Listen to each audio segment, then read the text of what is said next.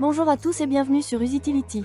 Aujourd'hui, nous allons voir comment jouer à Evo Defense Merge TD sur PC en utilisant le tout nouveau BlueStacks 5, qui est conçu pour une vitesse fulgurante et une action de haute intensité.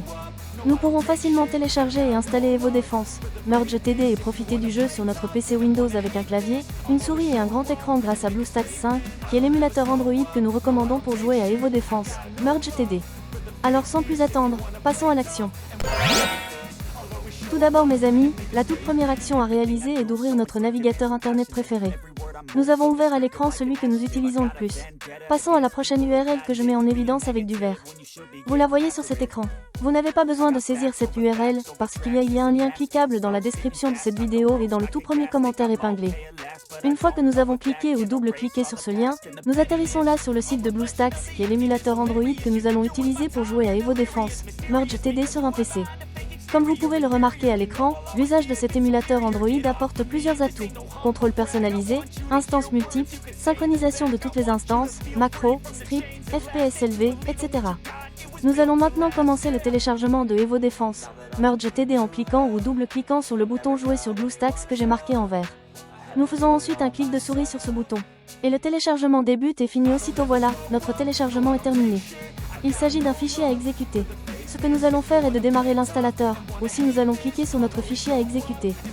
Si nous sommes sous Windows 10, il nous faudra accorder l'autorisation d'apporter des changements à l'appareil.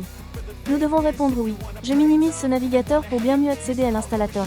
Le logiciel d'install est très sommaire. Il se compose de deux options, installer et configurer le chemin.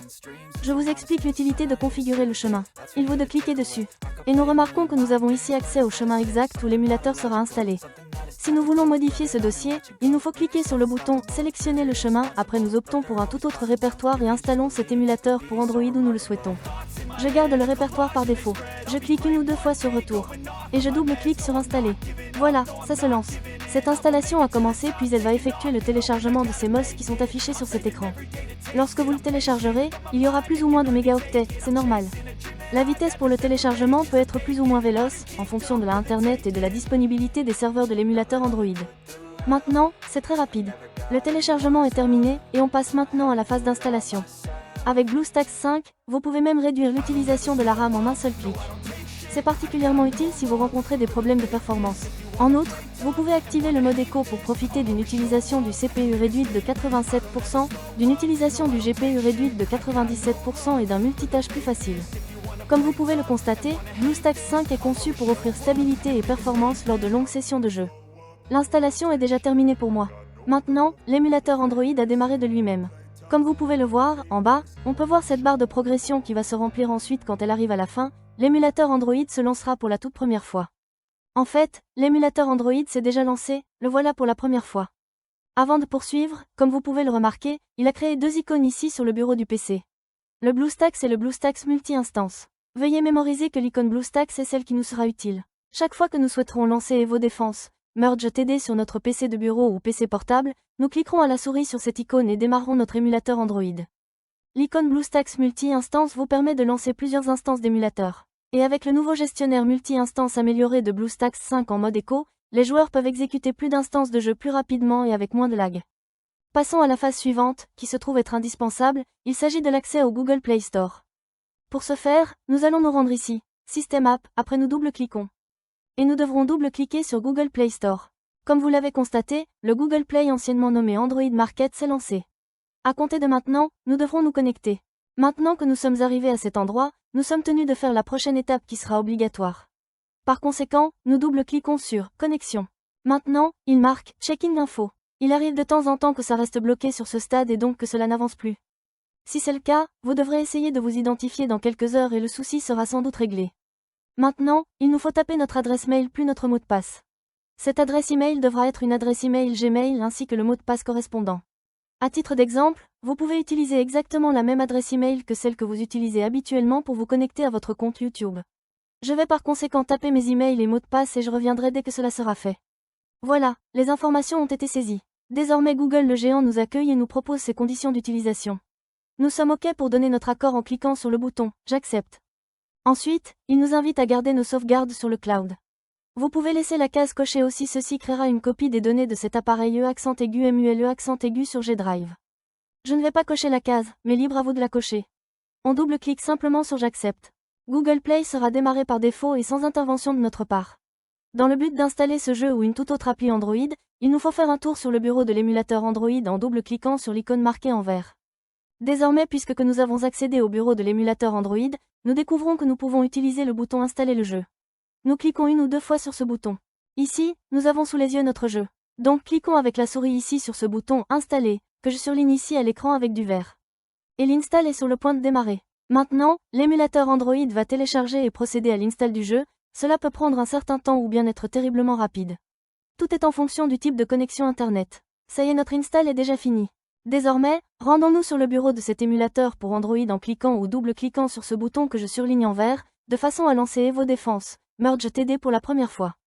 Nous sommes maintenant sur le bureau de cet émulateur pour Android, et nous sommes prêts à cliquer ou double-cliquer sur cette nouvelle icône Evo Défense, Merge TD qui a été créée.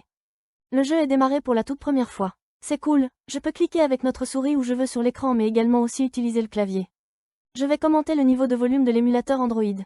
C'est ici même. Nous découvrons ensemble l'icône d'un volume plus élevé et l'icône de diminution du volume. De la sorte, nous ne sommes pas tributaires du volume de notre ordinateur sous Windows pour monter le son ou diminuer l'audio de notre émulateur Android.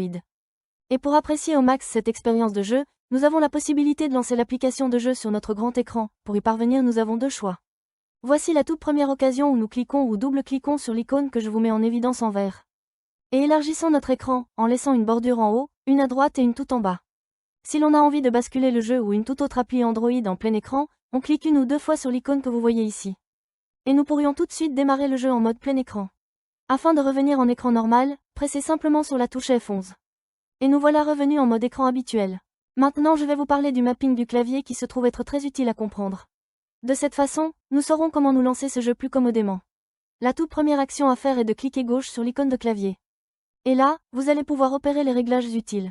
Je vais aller à l'essentiel en conservant la configuration par défaut, cependant si vous souhaitez la remplacer par une autre, vous avez tout ce qu'il vous faut pour le faire sans aucun danger. Comme vous pouvez le constater, l'émulateur Android est complètement dans notre langue. Cependant, il arrive de temps à autre que l'émulateur Android soit booté dans une autre langue, par exemple en allemand. Et pour le repasser dans notre langue, nous venons ici sur cette icône en forme de roue dentée. Et ici, dans Autres paramètres, nous double-cliquons sur le menu déroulant « Langue ». Nous allons pouvoir sélectionner la langue que nous voulons, français, anglais, mandarin, etc. Une fois la langue choisie, c'est le moment de sauvegarder, l'émulateur Android reboot ainsi le jeu. La prochaine fois que nous le démarrerons, nous accueillera également la langue de notre choix. Maintenant, il existe un aspect supplémentaire dont nous devons aussi tenir compte, et c'est que nous recevrons un email nous informant qu'un nouvel appareil est connecté à notre compte Google. Cet email sert à vérifier si nous avons établi la connexion de cet appareil. Effectivement, c'est bien le cas, il n'y a aucune raison de s'inquiéter, car en effet, l'émulateur simule un appareil Android. Et pour voir quel type d'appareil a été accent aigu MULE accent aigu, retournons à cet endroit, à la célèbre roue dentée et cliquons dessus. Et nous nous rendons à cet emplacement à l'option « Modèle ». Nous venons de découvrir que l'émulateur Android reproduit le comportement d'un smartphone de la marque Samsung. Nous allons donc recevoir un courriel indiquant qu'un nouvel appareil de la marque Samsung s'est connecté à notre compte Google. C'est tout pour ce tuto vidéo chers amis. Je souhaite de tout cœur qu'il vous ait plu, et mieux encore qu'il vous aura été utile.